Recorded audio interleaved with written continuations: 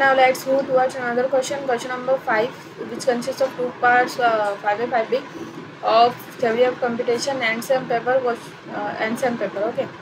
So let's see question number 5. Question number 5. Take suitable example to demonstrate the following: leftmost derivative, rightmost derivative, derivative tree, and ambiguous grammar. So leftmost derivative. A derivative is said to be leftmost if in each step the leftmost variable is the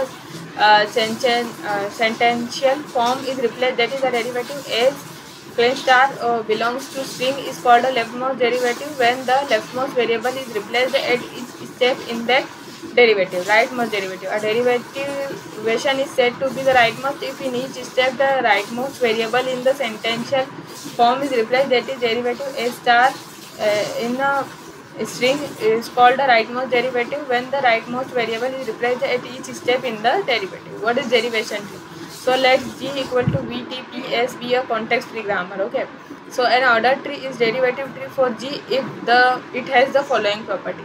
A derivative tree can have if the tree has the following property, then that tree is called derivative tree. What are those property?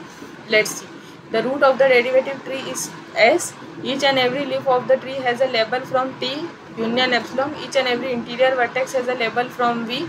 If a vertex has label A belongs to V and its children are labeled as A1, A2, A3 and so An, then P must contain a production of the form A can be written as A1, A2, An. A leaf labeled epsilon has no sibling, that is, a vertex with the child label epsilon can have no other children. Ambiguous grammar. A grammar G that produces more than one parse tree.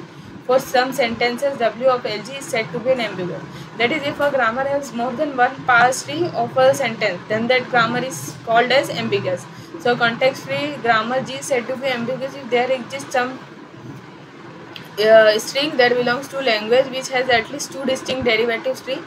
Ambiguity implies that the word W has more than one leftmost derivatives or more than one rightmost derivative. Let's see question number 5B parts, in which we have to determine what is a non-deterministic Turing machine, deterministic Turing machine, and linear bound automata. So a non-deterministic Turing machine is theoretical model of computation that exists the capability of deterministic Turing machine. In deterministic Turing machine, which it has only a single transition for each step, for each input symbol. An NTM can have multiple transition for state for given symbol. In DTM we have only single transition for each state, but in NDTM we can have multiple possible transition. And each step of computation and NDP can expose multiple possible computation paths simultaneously. Q is final set of NTM is 7 tuple, which is Q, input alphabet, tape alphabet, transition function, start symbol, accepted symbol, and rejected symbol. In which Q is finite set of state, epsilon is input alphabet. This is a tape alphabet which include alphabet as a subset, and it is the transition table where each transition is a set of possible transition for state Q and input symbol A. Q0 is the start symbol, Q accept is accept state, Q reject is the reject state. Now let's see what is deterministic Turing machine. So a deterministic Turing machine is classical model. Non-deterministic Turing machine was theoretical model, whereas deterministic Turing machine is classical model, in which the machine's behavior is determined by single transition, and for each input symbol there is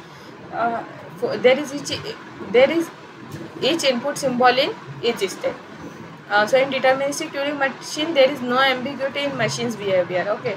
Formally, a deterministic Turing machine is defined similarly to non-deterministic Turing machine, but the transition function can consist of exactly one transition for each state Q and input symbol A. So deterministic Turing machines are often used to model computation in practice scenarios due to their deterministic nature and ease of analysis.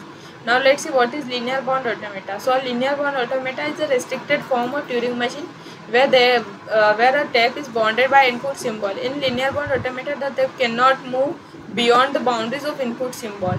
A linear bound automata is equivalent in power to Turing machine, but it is more restricted in terms of tape usage. So formally, a linear bound automata is defined as similarly to a Turing machine, but the tape head is limited move within a certain range of cell relative to the input size. Linear bond automata are often used in the study of formal languages and computational complexity due to their equivalence to Turing machine and their simpler structure.